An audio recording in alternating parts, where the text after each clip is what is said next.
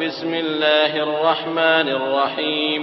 الحمد لله الذي أنزل على عبده الكتاب ولم يجعل له عوجا قيما لينذر بأسا شديدا من لدنه ويبشر المؤمنين الذين يعملون الصالحات أن لهم أجرا حسنا ماكثين فيه أبدا وينذر الذين قالوا اتخذ الله ولدا ما لهم به من علم ولا لآبائهم كبرت كلمة تخرج من أفواههم إن يقولون إلا. الحمد لله رب العالمين والصلاة والسلام على سيد المرسلين وعلى آله وأصحابه أجمعين.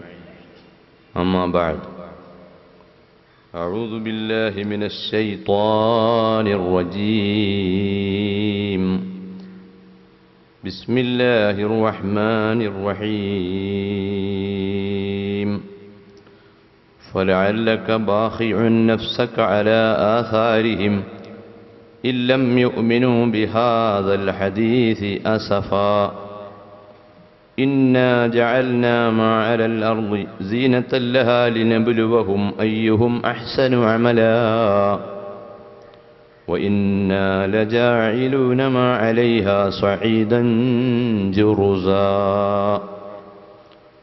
أم حسبت أن أصحاب الكهف والرقيم كانوا من آياتنا عجبا إذ أوى الفتية إلى الكهف فقالوا ربنا رب السماوات والأرض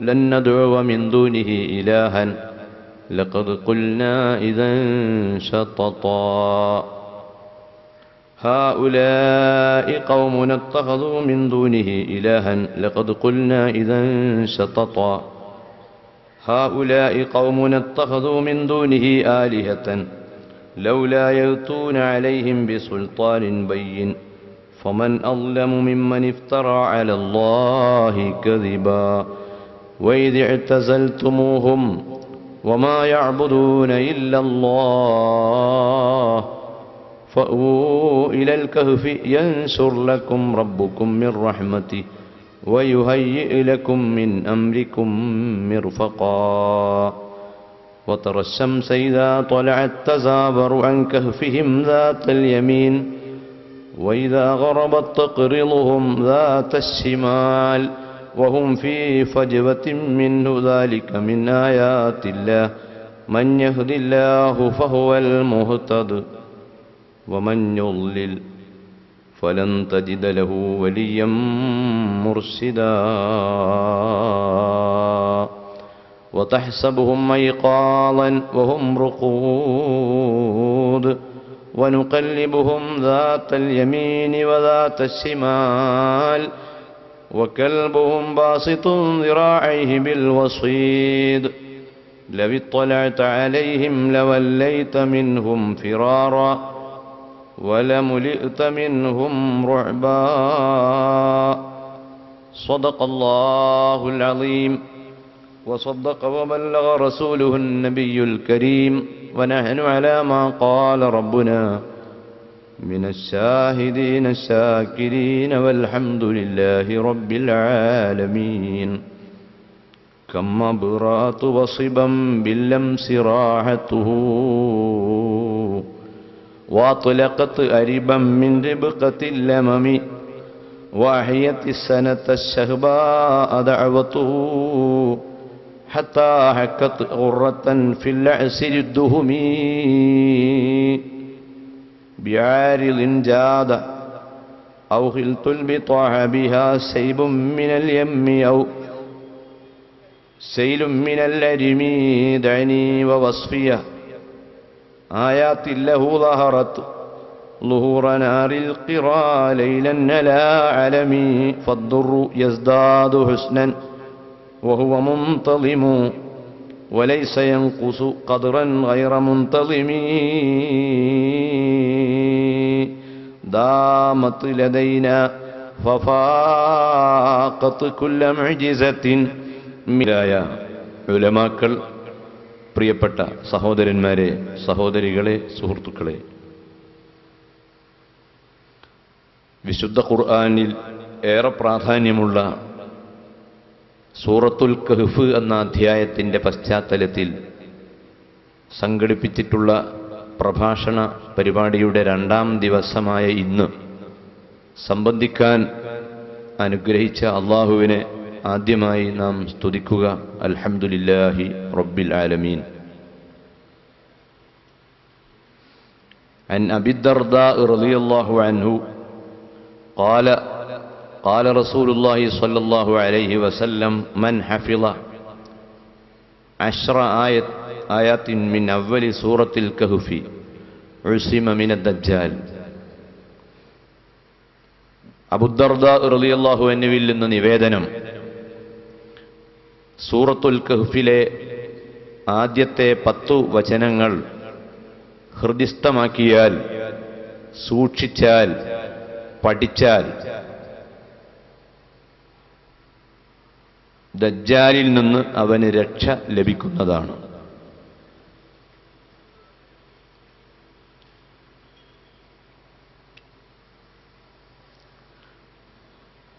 ഇതുപോലെ നിരവധി ഹദീസുകളിൽ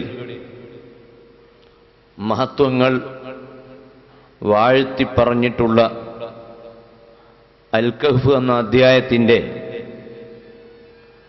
വാക്യങ്ങൾ,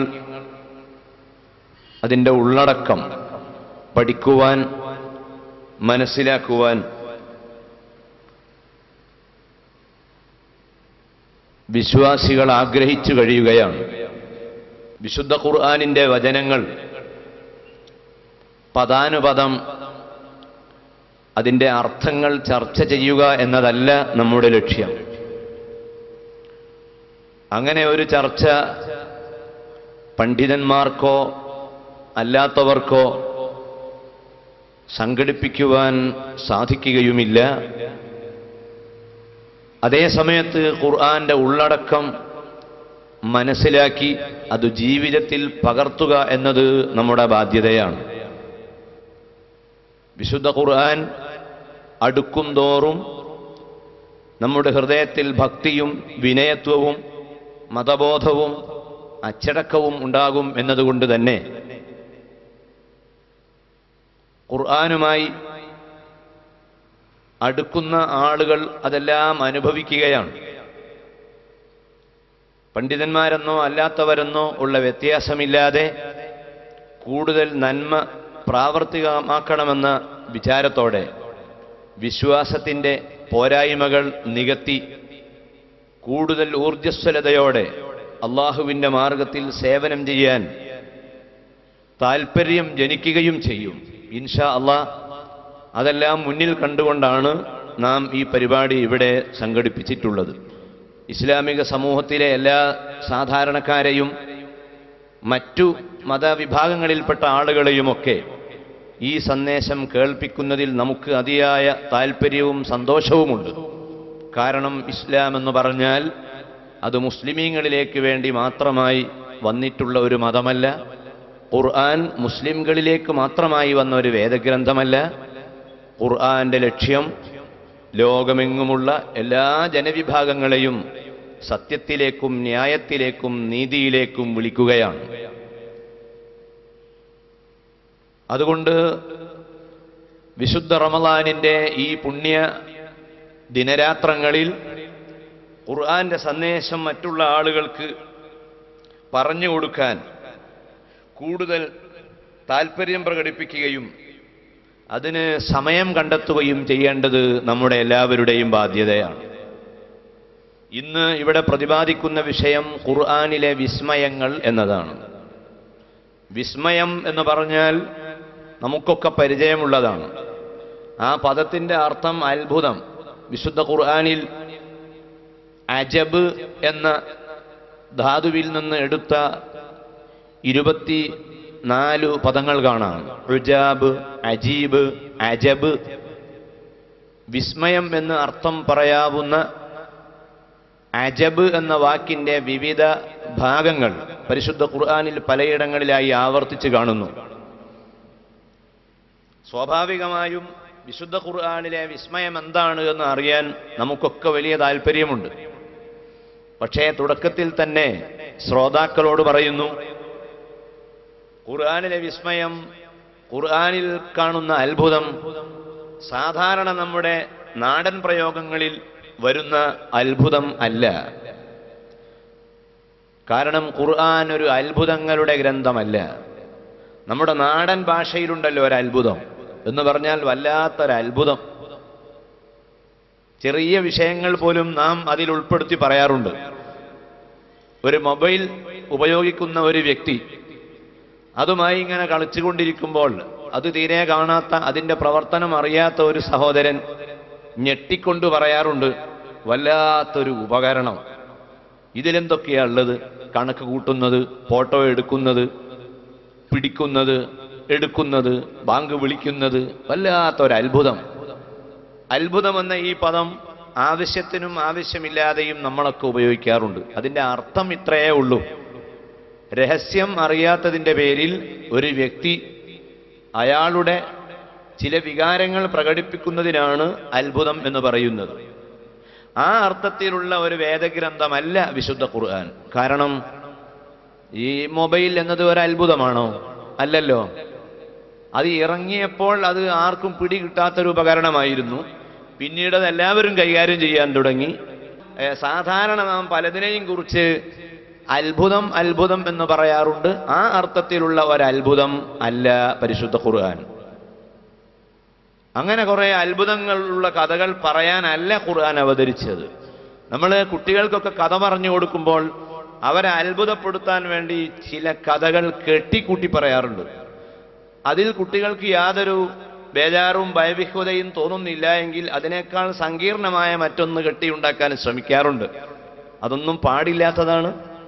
സത്യം മനസ്സിലാക്കി കൊടുക്കുക എന്ന ആശയത്തിന് വേണ്ടി ചില ചിത്രീകരണങ്ങൾ ആകാവുന്നതാണ്.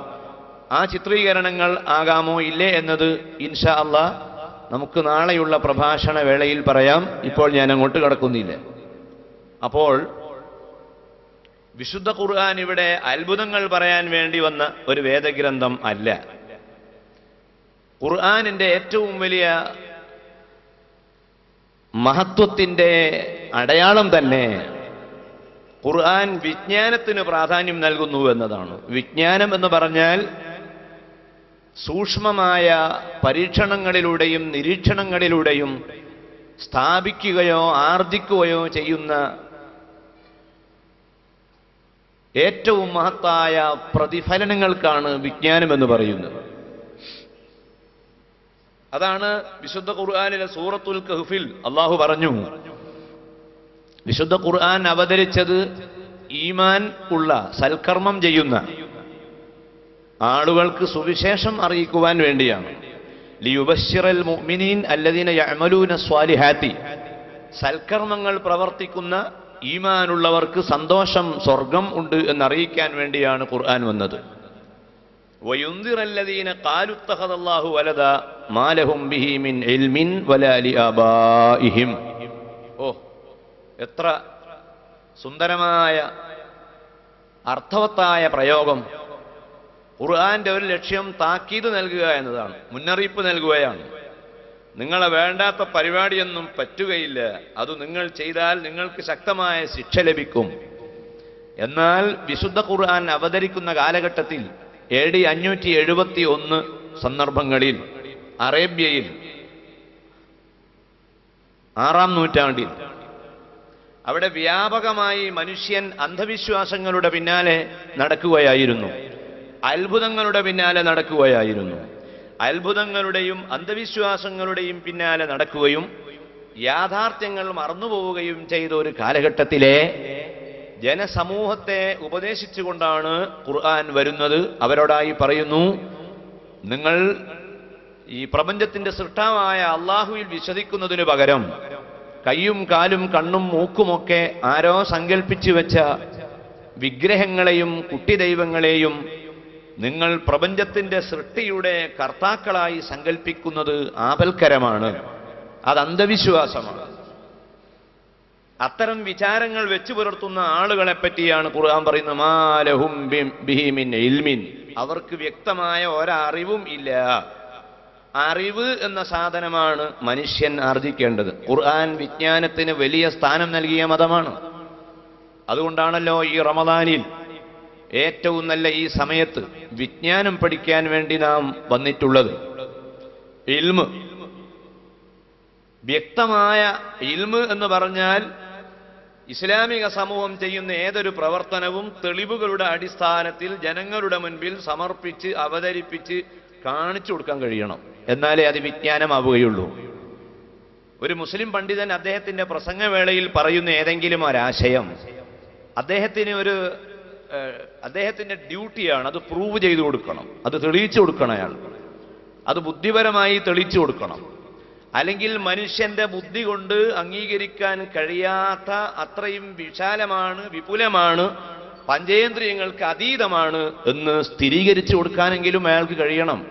അത് കഴിയുന്നില്ല എങ്കിൽ അയാൾ മുസ്ലിം പണ്ഡിതൻ അല്ല. ജനങ്ങളെ കുറെ അത്ഭുതങ്ങളിലേക്ക് ഇങ്ങനെ എടുത്തു കൊണ്ടുപോയത് കൊണ്ടൊന്നും ഇസ്ലാം ആവുകയുമില്ല. ഇസ്ലാം ആകണമെങ്കിൽ വലാ തഖ്ഫു മാ ലൈസ ലക ബിഹി ഇൽമുൻ ഇന്നസ്സമഅ വൽ ബസറ വൽ ഫുആദ കുല്ലു ഉലൈക കാന അൻഹു മസ്ഊലാ. മനുഷ്യ, നിന്റെ കണ്ണും നിന്റെ കാതും നിന്റെ ഹൃദയവും ചോദ്യം ചെയ്യപ്പെടും. നീ മനസ്സിലാക്കണ്ട, നിന്റെ ഈ കണ്ണിനെ പറ്റി ചോദ്യമല്ല എന്ന് നീ മനസ്സിലാക്കരുത്. ഈ കണ്ണിനെ പറ്റി ചോദ്യമുണ്ട്.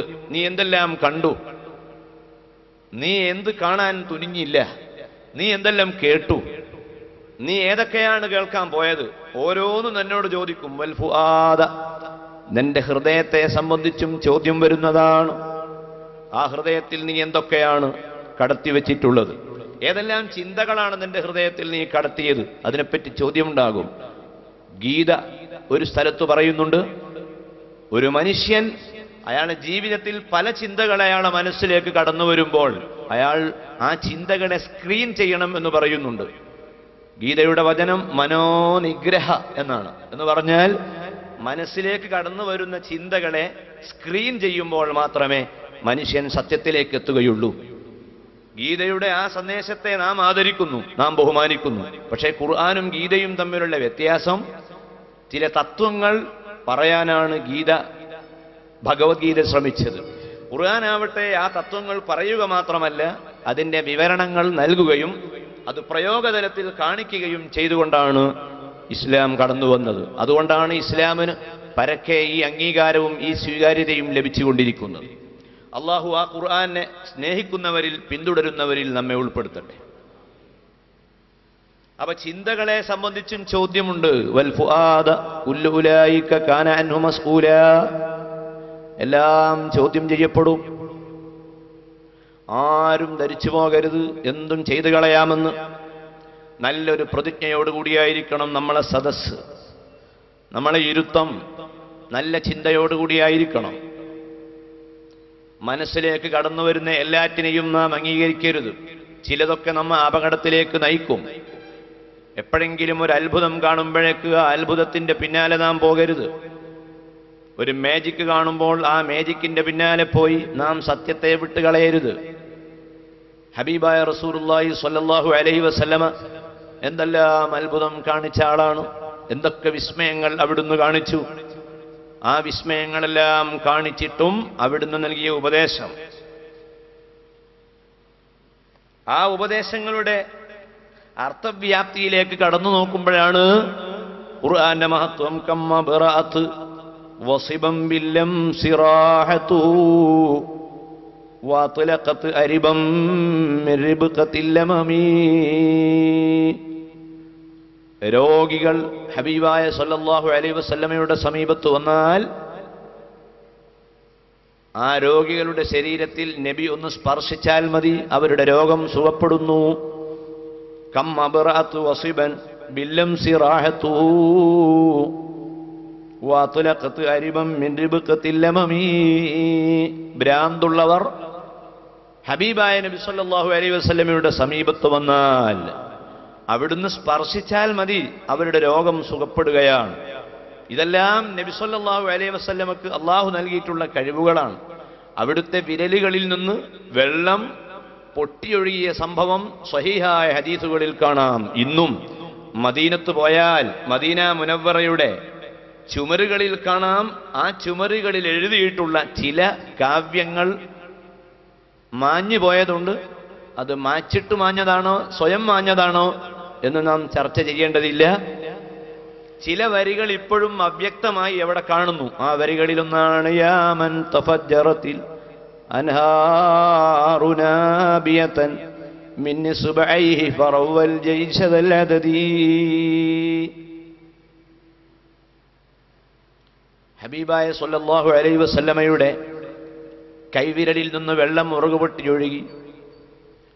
ആ നബിയുടെ പിതാവായ ഖലീലുല്ലാഹി ഇബ്രാഹിം നബി അലൈഹിസ്സലാത്തു വസ്സലാം വിശുദ്ധ കഅബാലയം പണിതപ്പോൾ സ്വന്തം പിതാവിനോടൊപ്പം ആ കഅബാലയത്തിന്റെ പുനർനിർമ്മാണ പ്രക്രിയയിൽ പങ്കാളിയായ ഇസ്മായിൽ അലൈഹിസ്സലാം, ആ ഇസ്മായിൽ നബി അലൈഹിസ്സലാമിന്റെ ചരിത്രം നമ്മൾ കേട്ടവരാണ്, പഠിച്ചവരാണ്.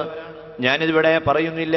ഇത് കഥ പറയാനുള്ള ക്ലാസുമല്ല, മറിച്ച് ചില വിഷയങ്ങൾ സമർത്ഥിക്കാൻ ചില കഥകൾ പറയുന്നുവെന്ന് മാത്രം. ആ ഇസ്മായിൽ നബി അലൈഹിസ്സലാത്തു വസ്സലാമിന്റെ കാലിട്ട് അടിച്ച സ്ഥലത്ത് പൊട്ടിയൊഴുകിയ വെള്ളമാണല്ലോ സംസം. ആ സംസം വെള്ളത്തിന്റെ പരിശുദ്ധിയെപ്പറ്റി ലോകത്തിന് തർക്കമില്ല. സംസത്തിന്റെ ഡെൻസിറ്റി, അതിന്റെ സാന്ദ്രത സാധാരണ വെള്ളത്തേക്കാൾ വ്യത്യസ്തമാണെന്ന് ഓറിയന്റലിസ്റ്റുകൾ പോലും സമ്മതിച്ചിരിക്കുന്നു. പടിഞ്ഞാറൻ നാടുകളിൽ ഇസ്ലാമിക പ്രസ്ഥാനത്തെയും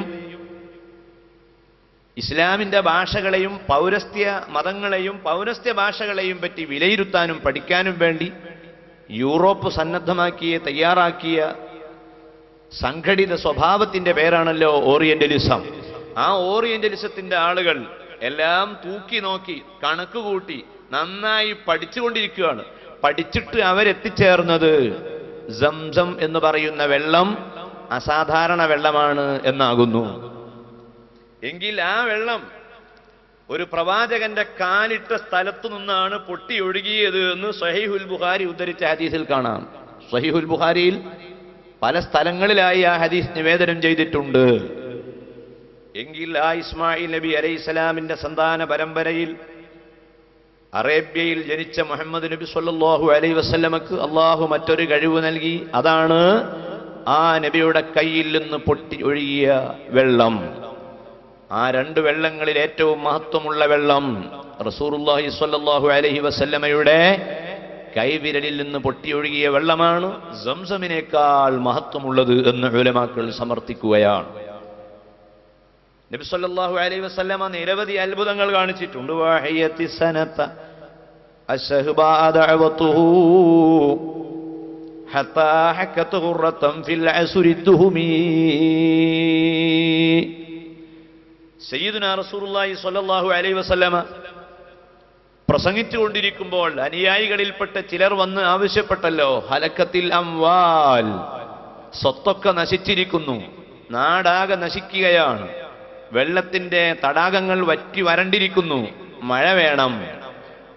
അൽ ഹബീബ് മുസ്തഫ സല്ലല്ലാഹു അലൈഹി വസല്ലമ അതേ മിമ്പറിൽ നിന്നുകൊണ്ട് ദുആ ചെയ്യുന്നു. അല്ലാഹുമ്മ അസ്ഖിനാ, അല്ലാഹുമ്മ അസ്ഖിനാ.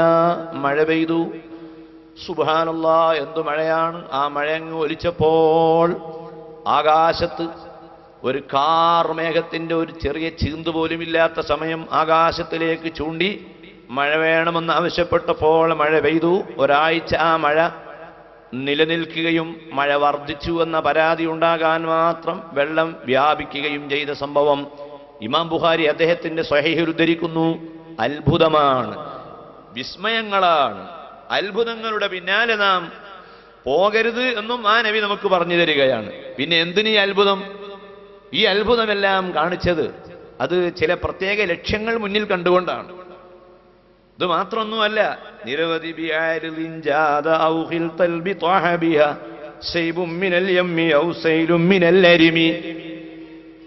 നിരവധി സംഭവങ്ങൾ ആ നേതാവിൽ നിന്ന് ഉണ്ടായി. ഒന്നോ രണ്ടോ മൂന്നോ ആളുകൾക്ക് മാത്രം തികയുന്ന ഭക്ഷണം, ആ ഭക്ഷണത്തിന്റെ സദസ്സിലേക്ക് ജാബിർ റളിയല്ലാഹു അൻഹു ഹബീബായ നബി സല്ലല്ലാഹു അലൈഹി വസല്ലമയെ വന്ന് ക്ഷണിക്കുകയാണ്. നബിയെ, ചെറിയൊരു ഭക്ഷണം ഉണ്ടാക്കിയിട്ടുണ്ട്, അവിടുന്ന് വല്ലാതെ വിഷമിക്കുന്നത് കാണുമ്പോൾ ഞാൻ ഉണ്ടാക്കിയ ഭക്ഷണമാണ്, ഒന്ന് വന്ന് കഴിക്കണമെന്ന് ആവശ്യപ്പെട്ടപ്പോൾ പാവപ്പെട്ട ആളുകളുടെ ക്ഷണം സ്വീകരിച്ച് പരിചയമുള്ള, പാവങ്ങളോട് അനുകമ്പ കാണിക്കണമെന്ന് പഠിപ്പിച്ച നേതാവ് സയ്യിദുനാ റസൂലുള്ളാഹി സ്വല്ലല്ലാഹു അലൈഹി വസല്ലമ ജാബിറിന്റെ വീട്ടിലേക്ക് പോയി. സഹീഹുൽ ബുഖാരി ഉദ്ധരിച്ച ഹദീസാണ്. കുറച്ച് ഭക്ഷണമേ ഉള്ളൂ. നബി എന്താ ചെയ്തത്? തൻ്റെ കൂടെയുള്ള 1000-ലധികം വരുന്ന അനുയായികളോട് പറയുകയാണ്, പ്രിയപ്പെട്ട സുഹൃത്തുക്കളെ, സ്വഹാബിമാരെ, നിങ്ങളെല്ലാവരും എൻ്റെ കൂടെ വരണം. ജാബിറിന്റെ വീട്ടിൽ ഒരു സദ്യയുണ്ട്. ആ വലിയ ആൾക്കൂട്ടത്തെയും വഹിച്ചുകൊണ്ട് നേതാവ് ആ വീട്ടിലേക്ക് കയറുമ്പോൾ ജാബിർ റളിയല്ലാഹു അൻഹു ബേജാറാവുകയാണ്. എന്താണ് ചെയ്യുക? 2-3 ആൾക്കുള്ള ഭക്ഷണം തിന്നാൻ 1000-ലധികം ആളുകൾ ക്യൂ ആയിട്ട് വരികയാണ്. ആരോട് ഈ സങ്കടം പറയും? ആകെ വഷളാകുമല്ലോ. ഇവിടെയെല്ലാം ഇന്നാലനൻസുറു റുസുലനാ വല്ലദീന ആമനൂ ഫിൽ ഹയാത്തിദ് ദുനിയ വയൗമ യഖൂമുൽ അശ്ഹാദ്. ഇന്നാലനൻസുറു റുസുലനാ വല്ലദീന ആമനൂ ഫിൽ ഹയാത്തിദ് ദുനിയ വയൗമ യഖൂമുൽ അശ്ഹാദ്. ഈമാനുള്ള എല്ലാ വ്യക്തികളെയും അല്ലാഹു സഹായിക്കും. അതിന് നിങ്ങളുടെ അത്ഭുതമെന്ന് പേരിട്ടാലും ഇല്ലെങ്കിലും മുഅ്മിനീങ്ങളെ അല്ലാഹു സഹായിക്കും, മുർസലീങ്ങളെ അല്ലാഹു സഹായിക്കും. മുർസലീങ്ങളെ അല്ലാഹു സഹായിച്ചിട്ടുണ്ട്, പ്രവാചകരെ സഹായിച്ചിട്ടുണ്ട്. എങ്കിൽ ആ പ്രവാചകന്മാരെ പാത സ്വീകരിക്കുന്ന മുഅ്മിനീങ്ങളെയും അല്ലാഹു സഹായിക്കും. വമൻ യതവക്കൽ അലല്ലാഹി ഫഹുവ ഹസ്ബുഹു. അല്ലാഹുവിൽ ബലമേൽക്കുന്നവർക്കാണ് മുഅ്മിനുകൾ എന്ന് പറയുന്നത്.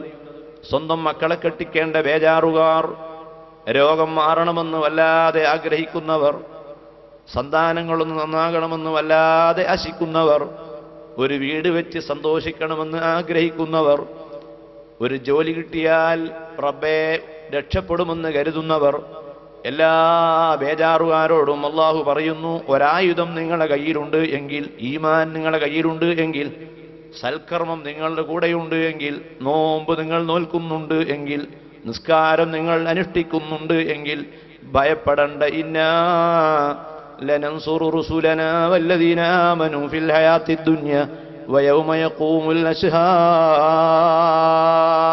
അല്ലാഹു സഹായിക്കും. അല്ലാഹു ആ സഹായം നമുക്കെല്ലാം പ്രദാനം ചെയ്യട്ടെ. നമ്മളോട് ദുആ കൊണ്ട് ഏൽപ്പിച്ച നാട്ടിലും ഗൾഫിലുമൊക്കെയുള്ള നിരവധി ആളുകളുണ്ട്. അല്ലാഹു അവർക്കെല്ലാം വാരിക്കോരി ഗുണങ്ങൾ വർഷിച്ചു കൊടുക്കട്ടെ. പ്രിയപ്പെട്ട സുഹൃത്തുക്കളെ, സഹോദരന്മാരെ, ഈ ആളുകൾ 1000 ചില്ലുവാന ആളുകൾ ആ വീട്ടിലേക്ക് കയറി വരുന്നത് കാണുമ്പോൾ ജാബിർ റളിയല്ലാഹു അൻഹു വീട്ടിൽ നിന്ന് പുറത്തിറങ്ങുകയാണ്. ഇറങ്ങിയിട്ട് നബി സല്ലല്ലാഹു അലൈഹി വസല്ലമയോട് ആവശ്യപ്പെടുകയാണ്, പുന്നാര നബിയെ, സംഗതി അപകടമാണ്. നിങ്ങളോടൊപ്പമുള്ള ഈ ആൾക്കൂട്ടത്തെ ഭക്ഷിക്കാൻ ഇത് മതിയാവുകയില്ലെന്ന് പറയുമ്പോൾ നബി സല്ലല്ലാഹു അലൈഹി വസല്ലമ പറയുന്നു, ഭക്ഷണമുണ്ടാക്കിയ പാത്രം, ചട്ടി, അത് അടുപ്പിൽ നിന്ന് എടുത്തു മാറ്റാതെ അവിടെ നിലനിർത്തുക. ഞാൻ അങ്ങോട്ട് കയറാം. അള്ളാഹുവിന്റെ ഹബീബ് അതാ വീട്ടിലേക്ക് കയറുന്നു. ഫബസഖാ, ആ പാത്രത്തിലേക്ക് അവിടുന്ന് ഊതുന്നു. ഊതിയപ്പോൾ ആ ഭക്ഷണം വർദ്ധിക്കുകയാണ്. വമിനൽ യസീരി സഖാ വഅത്അമ ജൈശഹു حتى اكتفوا ويصيروا لم ينفذي يا ربي صل على النبي محمد منجي الخلائق من جهنم في غدي. എല്ലാവരും ഭക്ഷണം കഴിച്ചിട്ടും ആ പാത്രത്തിലെ ഭക്ഷണം പിന്നെയും ബാക്കിയാണ്. വിസ്മയങ്ങൾ, വിസ്മയങ്ങൾ, ധാരാളം അത്ഭുതങ്ങൾ ആ നബി ലോകത്ത് കാണിച്ചിട്ടുണ്ട്. പക്ഷേ അത്ഭുതങ്ങളുടെ പിന്നാലെ എൻ്റെ അനുയായികൾ, എൻ്റെ സമുദായം അതിൻ്റെ പിന്നാലെ അങ്ങ് ചേക്കേറിപ്പോയാൽ ബുദ്ധിപരമായ മികവുകളും ഗവേഷണപരമായ നിലപാടുകളും സമുദായത്തിന് കുറഞ്ഞു പോകുമെന്ന് അവിടുന്ന് ഭയപ്പെടുകയാണ്. അതുകൊണ്ട് അവരോട് പറയുന്നു, നിങ്ങൾ പഠിക്കണം, നിങ്ങൾ കൂടുതൽ അന്വേഷണം നടത്തണം. വലാ തഖ്ഫു മാ ലൈസ ലക ബിഹി ഇൽമുൻ ഇന്ന സമഅ വൽ ബസറ വൽ ഫുആദ കുല്ലു ഉലൈക കാന അൻഹു മസ്ഊലാ ഇന്ന ശർറദ് ദവാബി ഇൻദല്ലാഹി അസ്സുമ്മുൽ ബുക്മുൽ ലദീന ലാ യഖിലൂൻ. ഖുർആൻ പറയുന്നു, ഇന്ന ശർറദ് ദവാബി ഇൻദല്ലാഹ്, അള്ളാഹുവിൻ്റെ അടുക്കൽ ഏറ്റവും മോശമായ ആളുകൾ ആരാണ്? ഏറ്റവും മോശമുള്ള ജീവി ഏതാണ്? അള്ളാഹുവിന് തീരെ ഇഷ്ടമില്ലാത്ത ജീവിയുടെ പേര് പറയുക. മൃഗം, ഏതെങ്കിലും ഒരു മൃഗത്തെ ചൂണ്ടിക്കാണിച്ച് അത് മോശമാണെന്ന് പറയാൻ നിർവാഹമില്ല. അസ്ഹാബുൽ കഹ്ഫിന്റെ ചരിത്രം പറയുമ്പോൾ അതിൽ ഇടയ്ക്കൊരു പട്ടി കയറി വരാനുണ്ട്. ആ പട്ടിയെ ആദരിക്കാനാണ് നമ്മോട് കൽപ്പിച്ചിട്ടുള്ളത്. അതുകൊണ്ട് വളരെ മ്ലേച്ഛമാണ്, തൊടാൻ പാടില്ലാത്തതാണ് എന്ന് നിഷ്കർഷിച്ചിട്ടുള്ള ആ പട്ടിക്ക് പോലും അതിൻ്റെ നിലപാട് നന്നായപ്പോൾ സ്വീകാര്യതയും ബഹുമാനവും നൽകണമെന്നാണ് ഖുർആൻ പറയുന്നത്. എങ്കിൽ പിന്നെ ഏറ്റവും വൃത്തികെട്ട ജീവി ഏതാണ്? അത് അസ്സുമ്മു. ഖുർആൻ പറയുന്നു, കേൾക്കേണ്ടത് കേൾക്കാതെ വാശി പിടിച്ച് കൂടുന്നവനാണ് വാശിക്കാരൻ. കേൾക്കേണ്ടത് കേൾക്കാൻ തയ്യാറാവാതെ കൂടുകയാണ്. ഈ നോമ്പ് കാലഘട്ടത്തിൽ നമ്മളെ കാത് നമ്മളൊന്ന് തുറന്നു വെക്കണം. ഈ റമദാന്റെ കാലഘട്ടത്തിൽ കാത് തുറന്നു വെക്കണം. റമദാൻ കഴിഞ്ഞാലും കാത് തുറന്നു വെക്കണം. ആ കാത് കൊണ്ട് ഹക്ക് കേൾക്കണം. അൽ ബുക്കുമു, പറയേണ്ടത് പറയണം. സ്വന്തം ഭാര്യയോടും മക്കളോടും ഉപദേശിക്കേണ്ടത് ഉപദേശിക്കണം. അയൽവാസികളെ ഉപദേശിക്കണം. അവരിലുള്ള അധർമ്മങ്ങൾ തിരുത്തണം. അവരെന്തെങ്കിലും കരുതുമോ എന്ന് വിചാരിച്ച് പറയാതിരുന്നുകൂടാ. അൽ ബുക്കുമു അല്ലദീന ലാ യഖിലൂൻ, ബുദ്ധി കൊണ്ട് കാര്യങ്ങൾ ചിന്തിക്കാത്തവൻ അവൻ ഏറ്റവും ദുഷ്ടനാണ്. അപ്പോൾ അത്ഭുതങ്ങളെ ഒരു ഭാഗത്ത് സ്വീകരിക്കാം, ആ അത്ഭുതങ്ങളെ കണ്ട് ഈമാൻ കൊള്ളാം. പക്ഷേ പഠനങ്ങളെ നാം മറന്നു പോകരുത്. ഹബീബായ നബി സല്ലല്ലാഹു അലൈഹി വസല്ലമയുടെ കാലത്ത് ഒരു വലിയ സംഭവം നടന്നു. സൂര്യഗ്രഹണം. ഈ കാലഘട്ടത്തിലും സൂര്യഗ്രഹണം ഉണ്ടായാൽ നമുക്കത് വാർത്തയാണ്, പത്രങ്ങളിൽ വലിയ ന്യൂസാണ്. നേരത്തെ തന്നെ പത്രങ്ങൾ പറയും ഇത്രാം തീയതി സൂര്യഗ്രഹണം ഉണ്ടാവാൻ പോവുകയാണ്, അതുകൊണ്ട് പുറത്തിറങ്ങരുത് എന്നൊക്കെ നേരത്തെ ശാസ്ത്രജ്ഞന്മാർ നിർദ്ദേശം നൽകാറുണ്ട്. അങ്ങനെ ഒരു ദിവസം അത് സംഭവിക്കുകയാണ്. അത് സംഭവിച്ചന്ന് വൈകുന്നേരം വരെ സൂര്യന്റെ വെളിച്ചമില്ല. പിറ്റേന്ന് കാലത്ത് നാം പത്രം എടുത്തു നോക്കുകയാണ്. ഇന്നലെ സൂര്യഗ്രഹണം ഉണ്ടായിട്ട് കേരളത്തിൽ, ഇന്ത്യയിൽ അല്ലെങ്കിൽ ലോകത്ത് പലയിടങ്ങളിൽ എന്തൊക്കെയോ സംഭവിച്ചിട്ടുണ്ടോ ഇല്ലേ എന്നറിയാൻ നാം പത്രം വളരെ താല്പര്യത്തോടെ നോക്കുകയാണ്. നോക്കുമ്പോൾ കാണുന്നു തിരുവനന്തപുരത്ത് വള്ളക്കടവിൽ, അല്ലെങ്കിൽ കൊല്ലം ജില്ലയിലെ ചിന്നക്കടയിൽ, ആലപ്പുഴയിലെ ചേർത്തലയിൽ, മലപ്പുറത്തെ കൊണ്ടോട്ടിയിൽ, കോഴിക്കോട്ടെ കൊടുവള്ളിയിൽ, അങ്ങനെ ഏതെങ്കിലും പ്രദേശത്ത് ഈ സൂര്യഗ്രഹണത്തിന്റെ അതുമായി ബന്ധപ്പെട്ട നിഷ്കർഷതകൾ പാലിക്കാത്തതിന്റെ പേരിൽ കണ്ണിന്റെ കാഴ്ച പോയവർ, അബദ്ധത്തിൽ വീണവർ, ഇങ്ങനെ കുറെ വാർത്ത നമ്മൾ പത്രത്തിൽ വായിക്കുകയാണ്. അതായത് ഇന്നും അത് ഒരു സങ്കീർണമായ വിഷയമായി കിടക്കുകയാണ് എന്നർത്ഥം.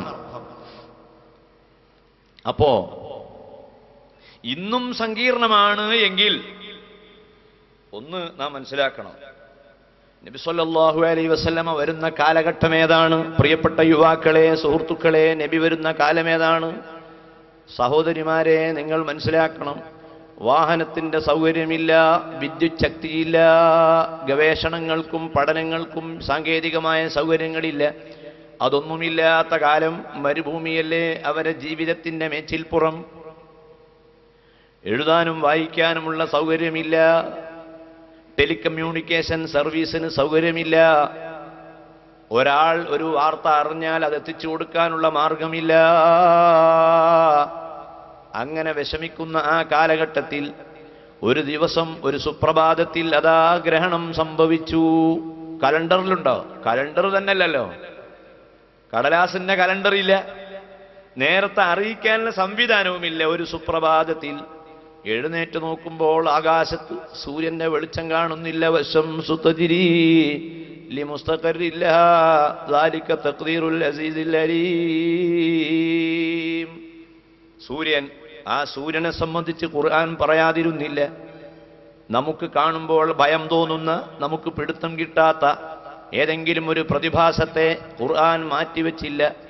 അത് മനുഷ്യനതിനെപ്പറ്റി പഠിക്കണമെന്നും അന്വേഷിക്കണമെന്നും പറഞ്ഞു. അങ്ങനെ ബഗ്ദാദ് കേന്ദ്രമായി ശാസ്ത്ര ഗവേഷണങ്ങൾ ധാരാളം നടന്നു. പക്ഷേ ഇസ്ലാമിക സമൂഹത്തെ നശിപ്പിച്ചേ മതിയാകൂ എന്ന് തീരുമാനിച്ച പടിഞ്ഞാറൻ കൊളോണിയലിസത്തിന്റെ ആളുകൾ, സാമ്രാജ്യത്വ ശക്തികൾ, സൂര്യനുദിക്കാത്ത സാമ്രാജ്യത്തിന്റെ അധിപന്മാരായി കൊല്ലങ്ങളോളം ലോകത്ത് തല ഉയർത്തുന്ന ബ്രിട്ടീഷുകാർ, ഇംഗ്ലീഷുകാർ, ഈസ്റ്റ് ഇന്ത്യ കമ്പനികൾ അവരെന്ത് ചെയ്തു?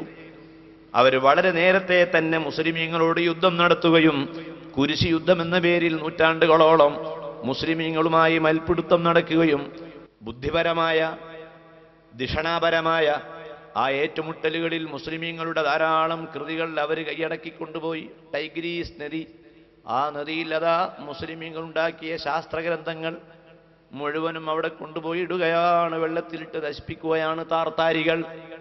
ആ പുസ്തകത്തിന്റെ കെട്ടുകളുടെ മുകളിലൂടെ നടന്നു പോകാൻ മാത്രം ആ ടൈഗ്രീസ് നദി പുസ്തകങ്ങൾ കൊണ്ട് നിറഞ്ഞു എന്ന് ചരിത്രം പറയുന്നു.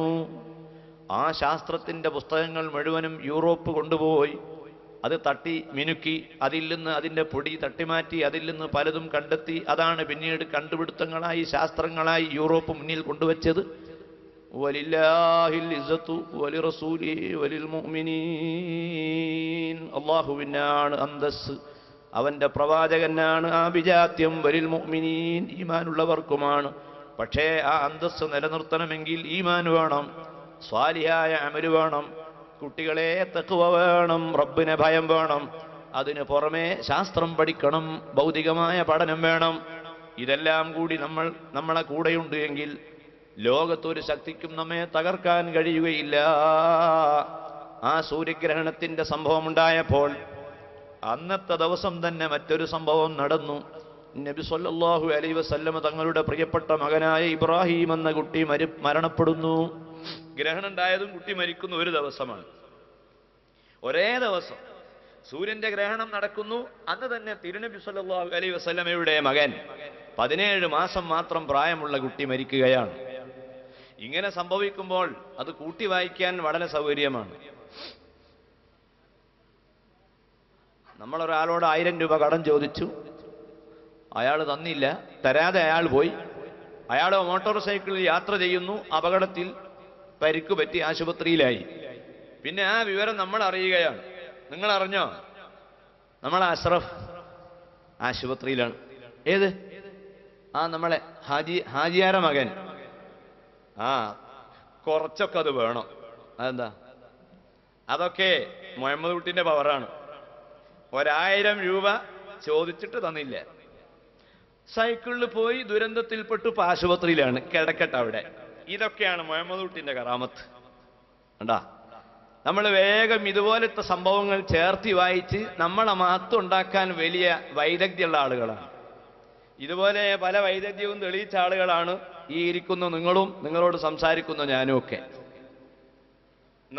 നമുക്കാരെങ്കിലും ഗുണം ചെയ്തില്ല, അവനെന്തെങ്കിലും പറ്റിയാൽ നമ്മളതിനൊരു ഓമനപ്പേരിടും, പൊരുത്തക്കേട്. ഞാൻ ആ പൊരുത്തക്കേടും ഇല്ല എന്ന് പറയല്ല. നമ്മൾ ചെയ്യേണ്ടതെല്ലാം ചെയ്തിട്ട് പിന്നെ അള്ളാഹു നമുക്ക് തരുന്ന ആദരവ്, ആ ആദരവ് മഹത്വമുള്ളതാണ്.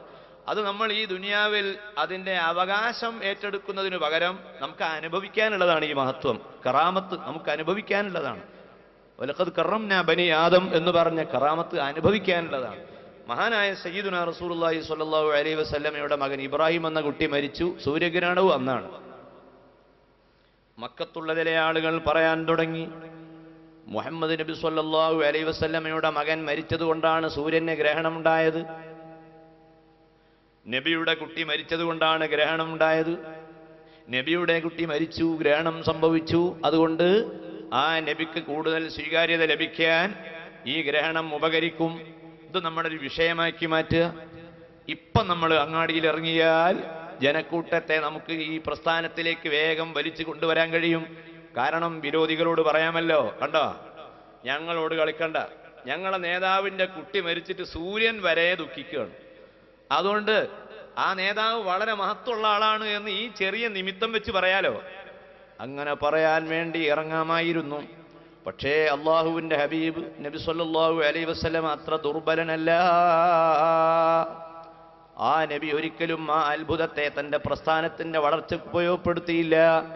മറിച്ച് അവിടുന്ന് പറയുന്നു, ഇന്ന ശംസ വൽ ഖമറ ആയതാനി മിൻ ആയാത്തില്ലാഹ് ലാ യൻഖസിഫാനി ലിമൗതി അഹദിൻ വലാ ലിഹയാതിഹി. സഹീഹുൽ ബുഖാരിയിൽ കാണാം, സൂര്യനും ചന്ദ്രനും അള്ളാഹുവിന്റെ അടയാളമാണ്.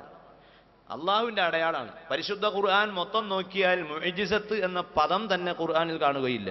ഖുർആനിലുള്ളത് അടയാളമാണ്, ആയത്താണ്. ബുർഹാനുൻ, ആയത്തുൻ, ഇത് പല സ്ഥലങ്ങളിലും കാണാം. അള്ളാഹുവിന്റെ അടയാളമാണ്. അൽഹംദുലില്ലാഹി റബ്ബിൽ ആലമീൻ. ആലമീൻ എന്ന പദം അലാമത്തുമായി ബന്ധപ്പെട്ട് കിടക്കുകയാണ്. ആലം എന്ന് പറഞ്ഞാൽ ആലമീൻ, കോസ്മോസ്, പ്രപഞ്ചം. സൗരയൂഥമടക്കമുള്ള പ്രപഞ്ചത്തിനാണ് കോസ്മോസ് എന്ന് പറയുന്നത്. അതാണ് ആലമീൻ.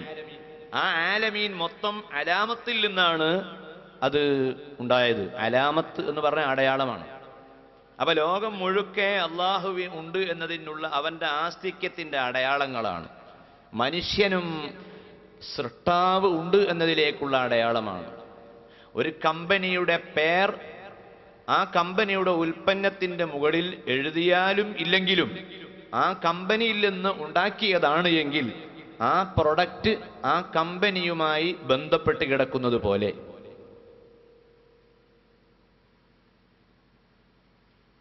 അപ്പൊ സൂര്യൻ അടയാളമാണ്, ചന്ദ്രൻ അടയാളമാണ്.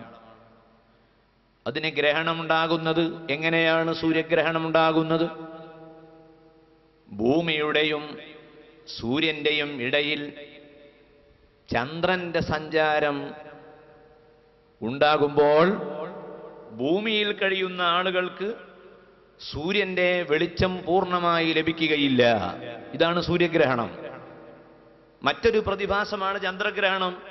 പക്ഷേ ടെലസ്കോപ്പ് കണ്ടുപിടിക്കപ്പെട്ടിട്ടില്ലാത്ത, ശാസ്ത്ര സംബന്ധമായ ഗവേഷണങ്ങളൊന്നും പുരോഗതി പ്രാപിച്ചിട്ടില്ലാത്ത ഒരു കാലഘട്ടത്തിൽ നബി സല്ലല്ലാഹു അലൈഹി വസല്ലമ സ്വഹാബത്തിനോട്, ലോകമെങ്ങുമുള്ള മനുഷ്യരാശിയോട് ഉറക്കെ വിളിച്ചു പറയുകയാണ്, ഈ ഗ്രഹണവും എൻ്റെ കുട്ടിയുടെ മരണവും തമ്മിൽ ബന്ധമില്ല.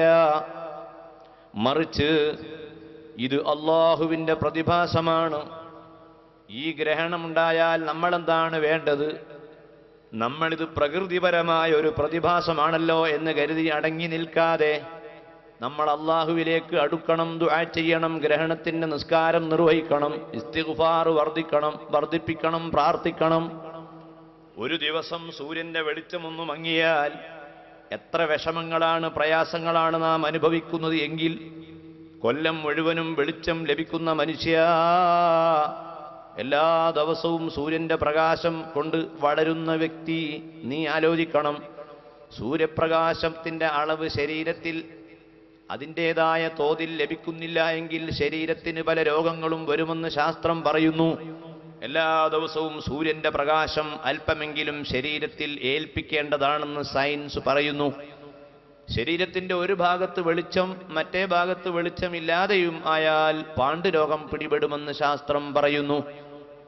ശരീരത്തിന്റെ ഒരു ഭാഗത്ത് വെയിലിങ്ങനെ കൊള്ളുന്നു, മറ്റേ ഭാഗത്ത് വെയിൽ ഏൽക്കുന്നുമില്ല എങ്കിൽ ശരീരത്തിലെ രക്തത്തിന്റെ ടെമ്പറേച്ചർ വ്യത്യാസപ്പെടുകയും ആ വ്യത്യാസത്തിന്റെ പേരിൽ ശരീരത്തിലെ രക്തകണങ്ങളെ ചില പ്രത്യേക ക്ലാവുകൾ ബാധിച്ച് അവിടെ രോഗം സംഭവിക്കുകയും ചെയ്യുമെന്ന് ശാസ്ത്രം പറയുന്നു.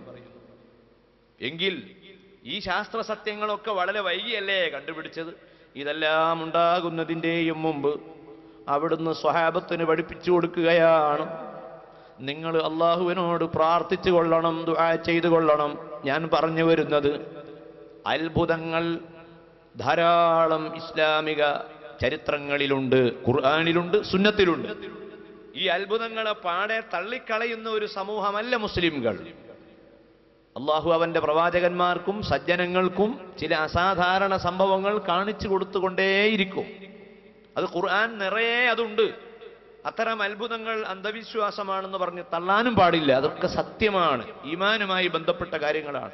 ഖലീലുല്ലാഹി ഇബ്രാഹിം നബി അലൈഹി സ്വലാത്തു വസ്സലാമിനെ തീയിൽ കൊണ്ടുപോയിട്ടില്ലേ? തീ കത്തിയോ? ഇല്ല. എന്താണ് തീ കത്താതിരുന്നത്? തീ കത്തുക എന്ന് പറഞ്ഞാൽ ശാസ്ത്രത്തിന്റെ ഭാഷയിൽ ഓക്സീകരണം എന്നാണ് അതിന് പറയുക. ഓക്സീകരണം, അതിനാണ് തീ കത്തൽ. ഓക്സിജനും നൈട്രജനും തമ്മിൽ ചേരുമ്പോൾ തീ കത്തുന്നു. ഭൗതികമായ എല്ലാ പദാർത്ഥങ്ങളിലും ന്യൂട്രോൺ ഉണ്ട്. ന്യൂട്രോണും പ്രോട്ടോണും കൂടിയ കണികകളാണ് ഭൂമിയിലെ എല്ലാ പദാർത്ഥങ്ങളുമെന്നാണ് ശാസ്ത്രത്തിന്റെ കണ്ടെത്തൽ. എൻ്റെ ശരീരത്തിൽ ന്യൂട്രോൺ ഉണ്ട്, നിങ്ങളുടെ ശരീരത്തിൽ ന്യൂട്രോൺ ഉണ്ട്, മരത്തിലുണ്ട്, ചെടിയിലുണ്ട്, കല്ലിലുണ്ട്, സർവ്വസാധനങ്ങളിലുമുണ്ട്. കല്ലിൽ വരെ ന്യൂട്രോൺ ഉണ്ട് എന്നാണ്. വഖൂദുഹന്നാസു വൽ ഹിജാറ ഉഇദ്ദത് ലിൽ കാഫിരീൻ. വഖൂദുഹന്നാസ്, ജഹന്നം എന്ന നരകത്തിലിട്ട് കത്തിക്കുന്നത് ആരെയാണ്? മനുഷ്യനെ അതിലിട്ട് കത്തിക്കും. വൽ ഹിജാറ, കല്ലുകളെയും ആ തീയിലേക്ക് വലിച്ചെറിയുന്നതാണ്. ഈ ആയത്തിന്റെ വ്യാഖ്യാനത്തിൽ കാണാം, തീയിലേക്ക് വലിച്ചെറിയുന്ന കല്ല് ഏതാണ്? ഗന്ധകത്തിന്റെ കല്ല്. നാളെ ആഖിറത്തിൽ ജഹന്നം എന്ന നരകത്തിലേക്ക് റബ്ബ് വലിച്ചെറിയും കേട്ടോ.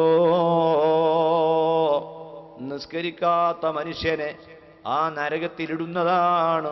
പാപം ചെയ്യുന്ന മനുഷ്യനെ നരകത്തിലിട്ട് ശിക്ഷിക്കുന്നതാണ്.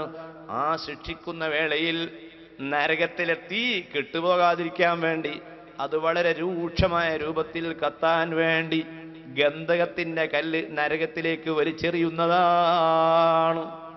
ഗന്ധകത്തിന്റെ കല്ലും അല്ലാത്ത കല്ലുമെല്ലാം, അതിലെല്ലാം ന്യൂട്രോൺ ഉണ്ട്. ആ ന്യൂട്രോണിലേക്ക് ഓക്സിജൻ ഒരു പ്രത്യേക അളവിൽ ചെന്നാൽ കത്തൽ സംഭവിക്കുകയാണ്. എങ്കിൽ നിങ്ങൾ മനസ്സിലാക്കണം, നമ്മളെ ശരീരത്തെ തീയിൽ വെച്ചാൽ ശരീരം കത്തും. നമ്മളെ ശരീരം തീയിൽ വെച്ചാൽ ശരീരം കത്തും. കടലാസിട്ട് കത്തുന്നത് പോലെ, മരം കത്തുന്നത് പോലെ മനുഷ്യന്റെ ശരീരം കത്തും. ശരീരത്തിൽ ന്യൂട്രോൺ ഉണ്ട്. എങ്കിൽ ഖലീലുല്ലാഹി ഇബ്രാഹിം നബി അലൈഹിസ്സലാത്തു വസ്സലാം, ഇന്ന ഇബ്രാഹിമ കാന ഉമ്മത്തൻ ഖാനിത്തൻ ലില്ലാഹ്, ഇബ്രാഹിം നബി അലൈഹിസ്സലാം അള്ളാഹുവിന്റെ അടിമയായിരുന്നു, വലിയ മഹാനായിരുന്നു, ഒരു പ്രസ്ഥാനമായിരുന്നു, വലിയ ത്യാഗമുള്ള ആളായിരുന്നു, വളരെ അച്ചടക്കമുള്ള ആളായിരുന്നു, പറഞ്ഞതുപോലെ പ്രവർത്തിക്കുന്ന നേതാവായിരുന്നു. ആ ഇബ്രാഹിം നബി അലൈഹിസ്സലാമിനെ നമ്രൂദ് രാജാവ് തീയിലിട്ട് കത്തിക്കുമ്പോൾ അദ്ദേഹം കരുതി ന്യൂട്രോണുള്ള ഇബ്രാഹിമിന്റെ ശരീരത്തിലേക്ക് തീ കയറിപ്പിടിക്കുമെന്ന്. പക്ഷേ ഇബ്രാഹിം നബി അലൈഹിസ്സലാമിനെ ഇട്ട തീ എന്ത് തീയാണ് ഉമ്മമാരെ, നിങ്ങൾ മനസ്സിലാക്കണം. എത്രയോ മാസങ്ങളോളം കത്തിച്ച് ശക്തി തെളിയിച്ച തീയാണ്. ആ തീയിലേക്ക് ഇബ്രാഹിമിനെ നേരെ ഇടാൻ തന്നെ പട്ടാളക്കാർക്ക് ഭയമാണ്. കാരണം നേരെ അതിലേക്ക് കൊണ്ടുപോയിട്ടാൽ അവരും കത്തിപ്പോകുമല്ലോ. അതുകൊണ്ട് വലിയൊരു ഉപകരണം, ആ ഉപകരണത്തിന്റെ ഒരു അറ്റത്ത് ഇബ്രാഹിമിനെ വെക്കുകയാണ്. എന്നിട്ട് അതിന്റെ മറ്റേ തല അമർത്തുകയാണ്, പ്രസ് ചെയ്യുകയാണ്. പ്രസ് ചെയ്യുമ്പോൾ ഇബ്രാഹിം നബി തീയിലേക്ക് വീഴുകയാണ്. ഇബ്രാഹിം നബി അലൈഹിസ്സലാമിന്റെ ശരീരത്തിലുള്ള ന്യൂട്രോൺ ആ തീയെ ആകർഷിച്ചില്ല. ഇന്നാ ലനൻസുറു റസൂലന വല്ലദീന ആമനൂ ഫിൽ ഹയാത്തിദ് ദുനിയാ വയൗമ യഖൂമുൽ അശ്ഹാദ്. എല്ലാ കാരണങ്ങളും ഒത്തിരിക്കുന്നു. എന്നെ തകർക്കാൻ വേണ്ടി ആ വീട്ടുകാരൻ കുറെ കാലമായി പണിയെടുക്കുന്നു. കുറെ കാലമായി അവൻ കുറെ നോക്കി, കുറെ സിഹ്ർ ചെയ്തു നോക്കി, പല ഏഷണിയും പറഞ്ഞുണ്ടാക്കി.